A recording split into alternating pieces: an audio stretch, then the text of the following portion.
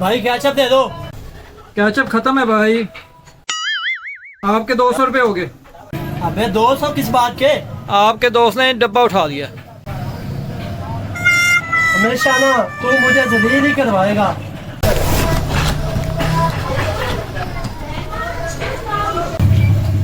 जा रहे हैं। तुझे ना वैसे सारी जिंदगी चोरी करनी ना है, मुझे का पता वो देख रहा। अगर वो देख रहा था तो ये मैंने कैसे चोरी किया?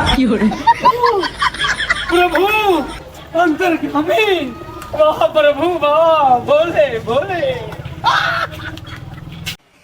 अगर आपको ये वीडियो पसंद आई है तो इसे लाइक करें, कमेंट्स करें और अपने दोस्तों के साथ शेयर करें। और चैनल सब्सक्राइब तो बेल आइकन दबाके आखना है।